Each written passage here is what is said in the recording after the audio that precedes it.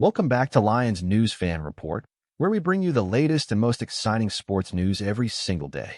This is the place where diehard Lions fans, draft obsessives, and gridiron dreamers come together to dissect every move, every rumor, every twist in this wild ride we call the NFL offseason. If you thought day one of the draft was exciting, buckle up. Because the Detroit Lions just got started. After selecting Ohio State's powerhouse defensive tackle Tyleik Williams with a 28th overall pick, the real intrigue is just beginning. And as day two looms large, there's one name echoing through fan forums, front office hallways, and maybe even behind the closed doors at Allen Park: Jonas Sanker. No, he hasn't been picked. No, the Lions haven't made a move yet. But if you listen closely, the signs are there. The breadcrumbs are scattered.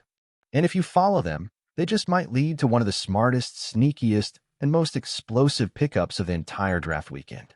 So don't blink, don't click away, because we're about to break down everything you need to know about the player no one is talking about loudly, but everyone might be talking about after tonight. Now let's start with the current lay of the land.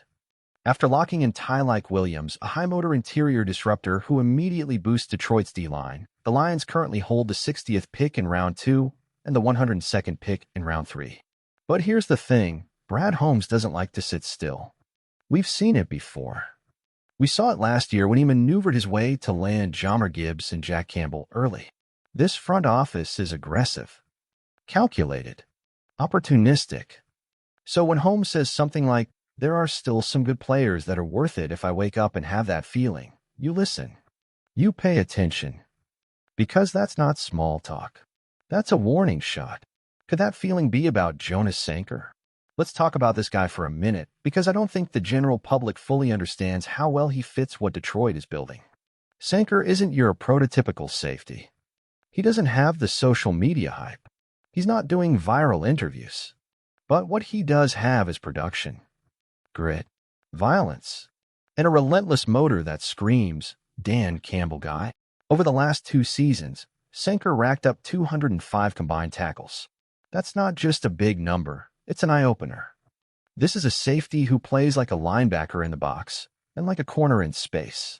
He has the physicality to come down and punish running backs between the tackles, but he's also rangy enough to float in zone and bait quarterbacks into bad throws. He's a chess piece, a weapon, the kind of defender who erases mistakes and turns blown coverages into big plays. But it's not just about raw numbers. It's about how he plays. Watch the tape. Every snap is fast, aggressive, controlled chaos. You'll see Sanker diagnose a play, take 2 sharp steps forward, and then explode through a blocker like he's got rocket fuel in his cleats. And that right there, that downhill, all gas, no brakes mentality, is exactly what the Lions want in their defensive backfield. They don't just want guys who react. They want guys who attack. Now here's where the speculation really heats up. Because when you look at the Lions' current safety room, there are questions. C.J. Gardner-Johnson is gone. Kirby Joseph, while promising, battled injuries late last season.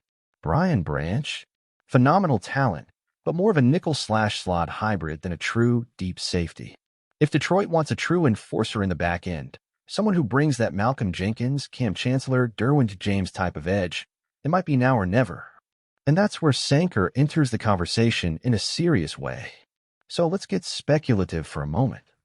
What if the Lions aren't planning to sit at 60? What if Brad Holmes sees a run on defensive backs starting around pick 50 and says, "We need to move"? What if the Lions package pick 60 and a future 5th to slide up 6 to 8 spots and grab their guy before anyone else can react? It wouldn't be unprecedented. It wouldn't cost a ton. And it could be the kind of subtle, brilliant move that pays off in a huge way when we're analyzing this draft in a few months.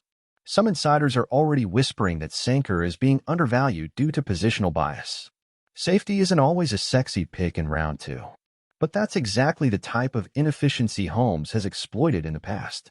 Remember Amon-Ra St. Brown in the 4th round? That wasn't just luck. That was identifying value where others weren't looking. Could Jonas Sanker be the next great day 2 steal?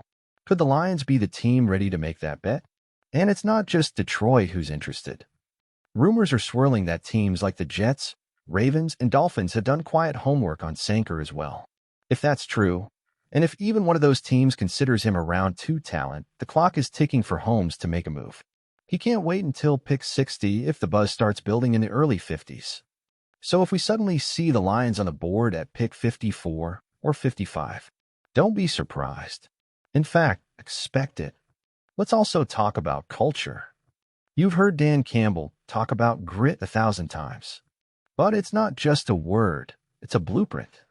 It's about football intelligence, discipline, fearlessness. Sanker checks every box. He's a coach's dream, a locker room leader. In fact, he was one of the emotional centers of that Virginia defense, and there's something to be said for that when you're building a championship-caliber team. You don't just draft talent. You draft tone setters. Sanker sets the tone, and fans are starting to catch on. Just last night, a viral tweet showed a side-by-side of Sanker and former Lions safety Glover Quinn. The caption, "This is the energy we've been missing." Thousands of likes, dozens of quote tweets, and more than a few people saying, "Get this man to Detroit." Still, the draft is unpredictable. It only takes one team to fall in love, and Sanker could be off the board before Detroit even gets the chance. But here's a question worth asking. If the Lions do land him, what does that say about their strategy? About their vision? About where they see this defense heading in 2025? Because think about it. Add Tyleik Williams on the interior. Pair him with Ala McNeil. Let Aiden Hutchinson feast on the edge. Plug in Sanker behind him, patrolling the middle, flying around like a heat-seeking missile. Suddenly, you're not just improving the defense, you're building an identity. A ruthless, physical, no-nonsense defense that doesn't just stop opponents. It punishes them. Could this be the missing piece? Could Jonas Sanker be the spark that takes this Lions defense from dangerous to dominant? That's the million-dollar question. And here's another one. If the Lions don't take him, and he goes to a team like the Ravens or Dolphins and becomes a breakout star, will we look back and say, how did we miss that? But what do you think? Should the Lions make the move? Should Brad Holmes trust his gut and go get the guy who looks like he was made to wear the Honolulu blue? Or is there another day 2 prospect you think better fits Detroit's plans? Personally, I think this is a no-brainer. I've watched the tape, I've read the stats, and I've seen how this team is drafted the last 3 years. Jonas Sanker just feels like a Lions pick. And if we're serious about building a championship defense, not just a competitive one, but a fear-inducing one, then you don't let guys like this slip through your fingers. I can't wait to read your thoughts in the comments below. If you enjoyed this video, don't forget to hit that like button, subscribe to Lions News Fan Report, and turn on the notification bell so you never miss an update. We've got every angle of this draft covered, and we're just getting started. Thanks for spending part of your draft day with us, and as always, one pride.